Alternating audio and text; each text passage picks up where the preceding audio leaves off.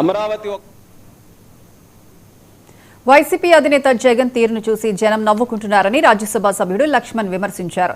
అమరావతి చట్టబద్దత బిల్లుపై రాజ్యసభలో చర్చ చేపట్టారు. ఈ సందర్భంగా లక్ష్మణ్ మాట్లాడుతూ కాంగ్రెస్ తో పాటు వైసీపీ పైన నిప్పులు చెరిగారు. రాజధాని పట్ల కాంగ్రెస్ పిల్ల చేష్టలు చూపించిందని ఎద్దేవా చేశారు.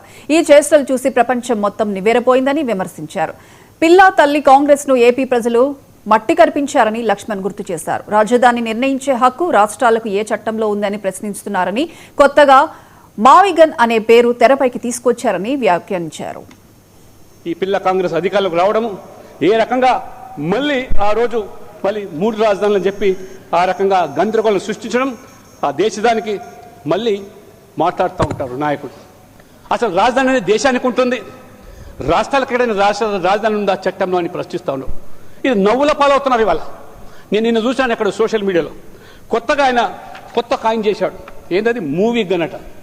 మచిలీపట్నం, విజయవాడ, గుంటూరు ఈ మూవీ గన్ ప్రజలు నవ్వుకుంటున్నారు. ఇది ఒక స్థాయిలో ముఖ్యమంత్రిగా ఉండే వ్యక్తి ఈ రకంగా ప్రజల జీవితాలతో చిలకడటమాడు.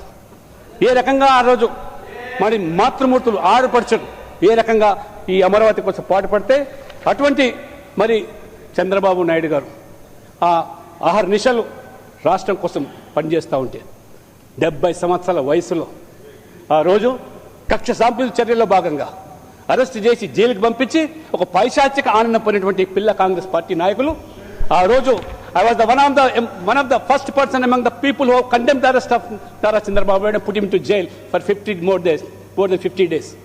ఇది రాజకీయాల్లో వైషమ్యాలు ఉండొచ్చు, విరుద్ధమైనటువంటి ఆలోచనలు ఉండొచ్చు, ఆ రకమైనటువంటి భిన్న అభిప్రాయం ఉండొచ్చు.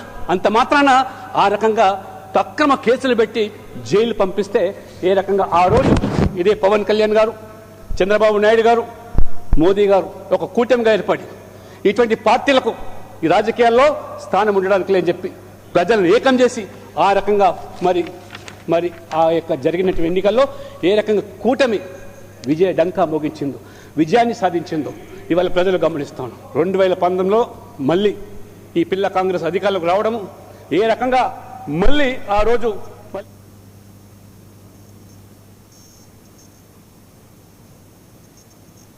మంత్రి నారాయణ రాజధాని ప్రాంతంలో పర్యటించారు. అమరావతి చట్టబద్దత బిల్లు